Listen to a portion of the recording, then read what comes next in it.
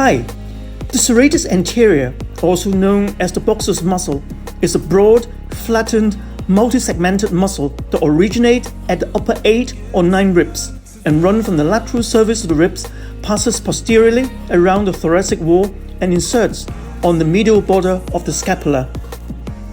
You can feel this muscle by putting your hand just underneath your armpit. The function of this muscle is to allow for the forward rotation of the arm and to pull the scapula forward around the ribcage, that is, shoulder protraction. Due to its large role in stabilizing the shoulder blade as well as contributing to the overall shoulder health, when weakness is present, it often manifests with scapular winging, poor scapular control, and a forward rounded posture. Such dysfunction can ultimately lead to shoulder impingement or rotator cuff injuries. And unfortunately, most gym exercises involve pressing movements where the shoulder blades are retracted and pressed against the bench where the shoulder blades cannot move freely. The serratus anterior gets understimulated over time and essentially becomes dormant as a result. Press your hands into the ground and round your mid back up, pressing the shoulder blades apart. Then relax, allowing your chest to drop and the shoulder blades to come together for 2 seconds. Press up again.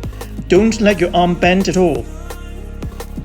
However, there is one downside with this exercise. The serratus anterior is in a fixed arm position at 90 degrees. Research has shown that the serratus anterior becomes more involved as your arm angle is elevated to a greater degree above your shoulder. And that is because doing so will now incorporate this muscle's other function, the upward rotation of the scapula. Start by adopting an elbow plank position, engage your abs, collapse down, come up and rounding your back. And to boost the activation of this exercise even further, you can externally rotate your shoulders as you perform it. You can do so by twisting your hand outward during your setup. This modification leads to significantly greater serratus anterior activation than the standard grip. Since the serratus anterior is a punching muscle, we need to train the punching movement. Make sure you set your resistance up at a low angle so that your arm can travel upwards as you punch to promote upward rotation of the scapula. At the end of the punch, that should involve the active protraction of your scapula. This enables you to fully activate the serratus anterior through the protraction of your shoulder blade. And for this exercise, just like any other movement, you will need to gradually increase your repetition and or weight used to continue to further develop your serratus anterior as it gets stronger over time. One of the functions of the serratus anterior is to stabilize your shoulder during overhead movements. It makes sense to train it exactly that way. Grab a light to moderate kettlebell in one hand and press it overhead. You can make it harder by using a bottom-up position, which will also challenge your grip strength. Walk 8 to 10 steps, then turn around and go back.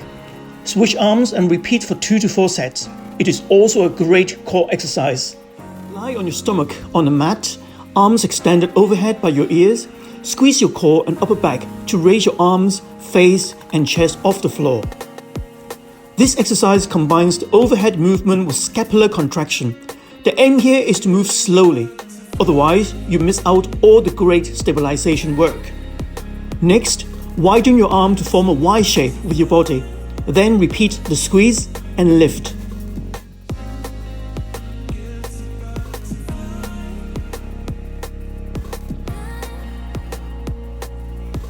Lower, then widen your arms again, this time to form a T shape, and repeat.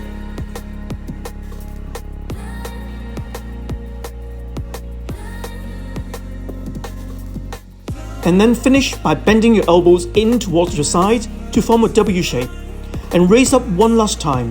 Do 6 repetitions of the entire sequence, rest for 1 minute, and repeat for 2 or 3 sets altogether.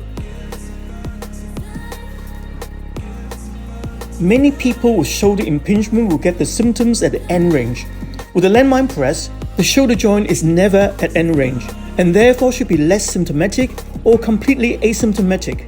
Furthermore, you are pressing overhead when your shoulder joint is externally rotated. But perhaps the best reason this press is so good is because it requires so much work from your rotator cuff muscles and from your serratus anterior.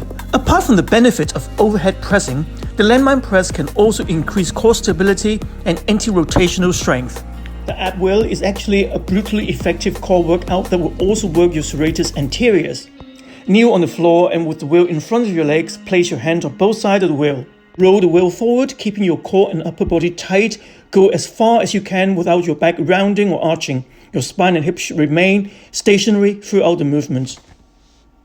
Perform each full repetition in a controlled manner, completing the desired number of reps until your set is finished. To reduce the risk of injury, do not roll too far until your technique is mastered and you have increased strength during the movement. Your goal should be to get parallel to the floor.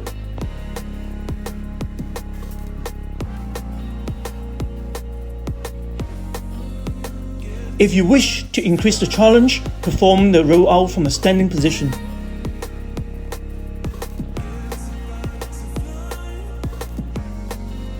The flat dumbbell pullover is an exercise that targets the serratus anterior, pectoral major, and latissimus dorsi, along with several other muscles.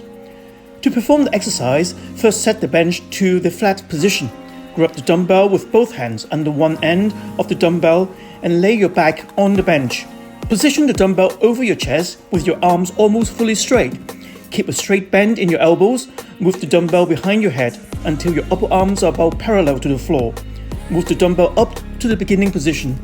This is a great exercise to strengthen the serratus anterior as it involves even greater arm elevation than some of the previous exercises. Grab the resistance band and place your elbows against the wall, slightly wider than shoulder width apart. Before you slide your arm up, protract your shoulder blades and slightly rounding your upper back. Then slowly slide your arms up overhead into a Y position and then back down. Remember to keep your core tight and your shoulder blades in that protracted position you initiated in the beginning.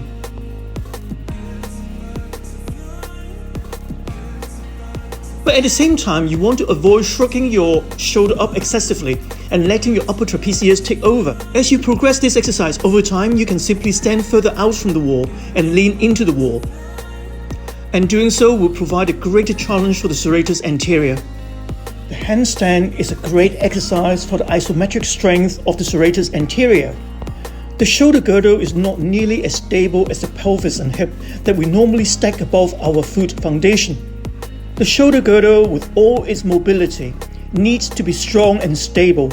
There are a number of muscles that attach onto the scapula and can help to stabilize it. The single most important one is the serratus anterior muscle.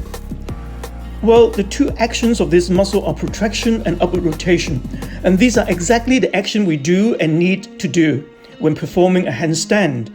Protraction pulls the scapula around the front of the torso, and upward rotation takes the humerus movement above eye level and over our head. By virtue of these actions and stabilization being combined, this muscle is crucial in preventing the chest from collapsing through the scapula. As a result, this muscle needs to be strong to help create a foundation for this and all arm balances.